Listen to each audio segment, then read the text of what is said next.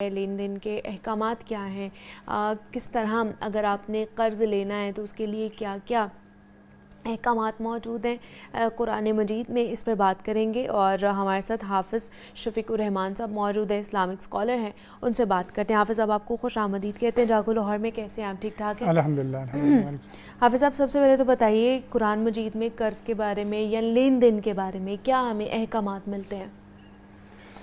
जी, बिस्मिल्लाहिर्रहमानिर्रहीम। कुरान करीम की आयत है, या अय्युहल्लज़ीना आमनू इज़ा तदायनतुम बिदैनिन इला अजलिन मुसम्मा।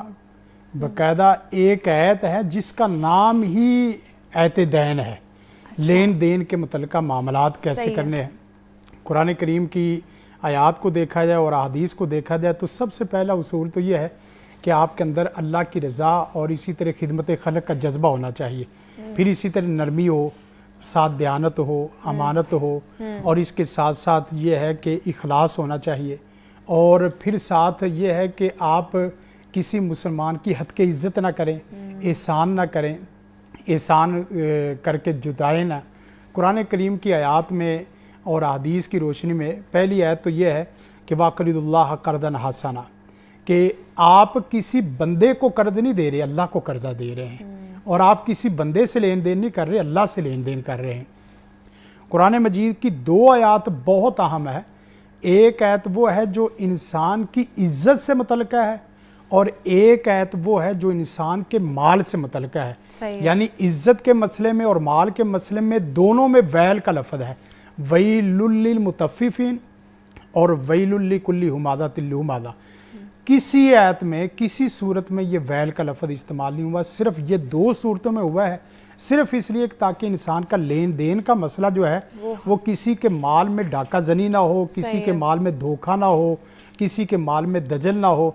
तो माल के मतलब वैलुल लिल मुतफ़्फ़िफ़ीन, हलाकत और तबाही है उस आदमी के लिए जो लोगों का माल हथियाता है और लोगों के माल में जुल्म करता है। और वैलुल लिकुल्लि हुमाज़तिन लुमाज़ा में यह है कि उस आदमी के लिए भी हलाकत और तबाही और जहन्नम की वईद है जो किसी मुसलमान की इज्जत के साथ खेलता है। और वो खेलना चाहे आप देखें, गीबत हो सकती है, बदखोई हो सकती है, चुगली हो सकती है, मुसलमान के मुतल्लिक़ कीना हो सकता है, बुग़्ज़ हो सकता है, ये तमाम चीज़ें जो इज्जत से मुतल्लिक़ है। सही है। और एक हदीस में तो वाज़े तौर पे फरमाया, अल्लाह उस आदमी पे राहिम अल्लाहु, अल्लाह उस आदमी पे रहम फरमाए जो अपने लेन देन में बड़ी नरमी और शाइस्तगी और वक़ार रखता है। तो ये बहुत प्यारी हदीस है। नबी कायनात सल्लल्लाहु अलैहि वसल्लम की तालीमात इसके मुतल्लिक़ काफ़ी सारी आती है। और बरकैफ हमें आपस में इखलास और आपस में मोहब्बत के साथ रखेंगे तो अल्लाह पाक जो है ना वो रहमत भी फरमाएगा। अच्छा, ये भी थोड़ा हमारे देखने वालों को बता दें कि कर्ज़ लेना किन हालात में जायज़ है और किन हालात में नाजायज़ हो जाता है, ऐसे भी अहकामात हमें मिलते हैं। जी जी, देखें, कर्ज जो लेने वाली है ना, कर्ज लेने की तीन शक्लें हो सकती हैं इंसान की ना। एक उसकी ज़रूरियात ज़िंदगी, और ऐसी ज़रूरियात ज़िंदगी है जिसके बगैर वो इंसान रह नहीं सकता। सही है। ऐसी मसलन उसके पास खुराक ही नहीं है, उसके पास लिबास ही बिल्कुल बुनियादी नहीं है, उसके पास रहने के लिए कोई सकन नहीं है। तो ये तीन चीज़ें जो बुनियादी ज़रूरियात ज़िंदगी है। और एक दूसरी है कि जो आपकी हाजियात है, जिसे आप मुतवसत क्लास की कहते हैं। मसलन साइकिल है तो आपने बाइक साइकिल पे आना है, बाइक साइकिल से आपने गाड़ी पे आना है। और तीसरा है कि जो आप तहसीनियात ज़िंदगी, तो इसमें जो बुनियादी चीज़ है उसके लिए ले सकते हैं, बाकियों के लिए नहीं ले सकते। अच्छा। मसलन कोई आदमी हराम के लिए कर्जा नहीं ले सकता, हराम कारोबार के लिए नहीं ले सकता। कोई आदमी अपने बिजनेस को मज़ीद बढ़ाने के लिए खामखा कर्जे में ना जाए, क्योंकि नबी कायनात सल्लल्लाहु अलैहि वसल्लम के फरामीन में और इसी तरह दीगर हदीस में ये चीज़ें बाकायदा मिलती हैं कि जो वैलुल लिकुल्लि हुमाज़तिन लुमाज़ा अल्लादी जामा माल वादादा।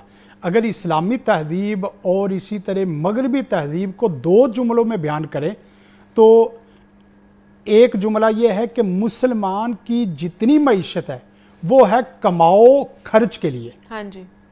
और मगरबी तहज़ीब में दो जुमले हैं, कमाओ कमाने के लिए और कमाओ बढ़ाने के लिए। यही वजह है कि जो एक बिजनेस वो दूसरे बिजनेस, तीसरे बिजनेस, एक दुकान से गुदाम, गुदाम से आगे फैक्ट्री और फैक्ट्री से आगे मल्टीनेशनल कंपनी तक जाता है। इस्लाम का एक और भी जुमला दो बहुत अहम है। इस्लाम खड़ा है इन्फाक पे जो कमाओ ज़रूरत के मुताबिक ले लो और बाकी खर्च कर दो। और मगरब खड़ा है निफाक पे। अच्छा, एक अलिफ का फ़र्क है, इन्फाक अलिफ लगा दे तो इस्लाम पे है, और एक अलिफ उतार दे तो निफाक मुनाफकत पे है। अच्छा। तो कर्ज इसलिए नहीं लेना कि माल बढ़ाना है, कर्ज इसलिए लेना है कि आपकी अपनी ज़रूरियात पूरी हो जाए। और बाद लोग तो ऐसे भी हैं जो कर्ज इसलिए लेते हैं कि ताकि किसी को दजल दें, धोखा दें। बाद ऐसे हैं कि किसी को कर्ज इसलिए किसी से कर्ज लेते हैं ताकि उनके दरमियान में लड़ाई झगड़ा और खून खराबा, जैसे उसकी नीयत ही नहीं अदा करने की। तो ये कर्ज जो नीयत ना अदा करने वाला हो वो लेना हराम है। अच्छा, और आपकी नीयत में पहले ही है, नीयत में पहले हो कि आपने कर्ज लेना और अदा नहीं करना, वो भी हराम है। हराम बिजनेस के लिए आप कर्ज लेते हैं, वो भी हराम है। हराम तरीकों से कर्ज लेते हैं, वो भी हराम है। हत्ता कि बैंक से कर्ज लेना। अच्छा, मैं इसी तरफ आने लगी थी कि इसकी शरई हैसियत क्या है बैंक से जो कर्ज लेते हैं हम लोग? देखें, बैंक जो है ना वो आपको 4 किस्म के काम करता है और अपनी खैर खाई साबित करता है। नंबर 1 ये है कि कहता है कि मेरे जैसा मुस्लिम कौम के लिए ज़्यादा खैर खा नहीं है क्योंकि मैं अमीन हूँ, आपकी पैसे को जमा करता हूँ। सही है। दूसरा बैंक का बुनियादी काम यह है कि वो कहता है कि मैं आपका खैर खा हूँ, मैं आपको कर्ज देता हूँ। तीसरा यह है कि मैं आपके साथ बिजनेस करता हूँ। चौथा यह है कि मैं आपकी रकम को आगे मुंतकिल करता हूँ। ये 4 काम करते हैं। आप अंदाज़ा करें कि कर्ज जो है ना वो उसमें 2 बुनियादी चीज़ें हैं जहाँ सूद बनता है, जहाँ वक़्त की कमी बेशी के साथ असल माल में फ़र्क आ जाए। मसलन आपने 2 लाख 10 लाख कीमत वो पैसे लिए हैं, 10 लाख पैसे लेने के बाद थोड़ा सा वक़्त आगे पीछे हो जाए, वही 11 लाख हो जाए, तो वो भी सूद है।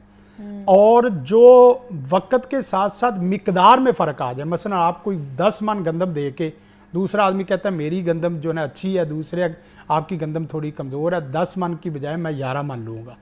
यानी मिकदार में जहाँ फ़र्क पड़ेगा वहाँ भी सूद है, और जहाँ वक़्त में फ़र्क पड़े और साथ असल कीमत में फ़र्क पड़े वो भी सूद है। लिहाजा बैंक जो है 2% कहे, 10% कहे, 40% कहे, कुछ ना कुछ लेता ज़रूर है।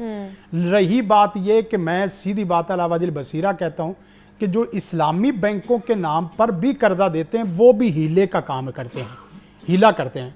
अच्छा। मसलन आप बै करते हैं ना, जो भी कोई चीज़, या तो आपकी नकद की बै है या आपकी उधार की बै है। इस्लाम आपको नकद की बै भी देता है कि नकद की बै करो, आप तिजारत करो।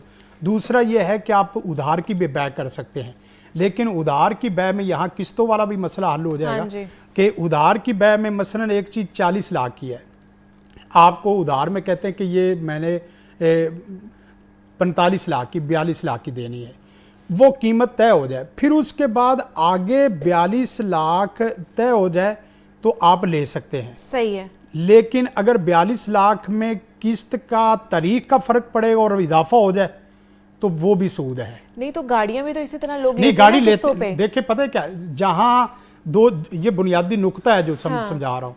मसलन आपने 40 लाख तय हो गया कि मैं उधार पे 40 लाख लूंगा, सही है। लेकिन 40 में यह है कि हर महीने की 30 तारीख को किस्त दूंगा, अगर 30 को 5 गई तो आपको सूद पड़ेगा। ये गलत हो जाएगा। सही है। इसी तरह यह है कि आपका लिखा गया 2025 से 27 तक आपने किस्तें पूरी करनी है, लेकिन 27 से आप 1 महीना भी आगे निकल गया, आपको तो सूद पड़ गया। तो वो समझ ले कि उधार की बै भी सूद की बै है। अच्छा, ठीक है। किस्तों की बै भी सूद की बै है। आप उससे फायदा तो आपने पहले ले लिया कि भाई ये नगद में 40 थी, लेकिन उधार में मैं 42 दे रहा हूं। उसकी बुनियादी वजह यह कि मैं आपके साथ एहसान कर रहा हूं। आपने एहसान इस्लाम समझ के, मुसलमान समझ के किया है, तो आप उसको बाद में चटान और तवान क्यों दे रहे हैं? सही है। आप तो उसका खून पी रहे हैं।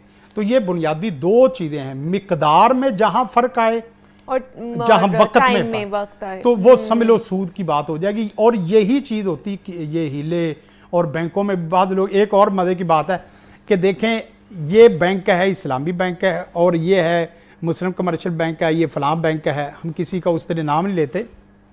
ये बैंक के ऊपर से पॉकेट सबकी एक है, इसने भी पैसे इधर जमा कराने और इसने भी पैसे इधर जमा कराने, इसने भी पैसे इधर जमा कराने।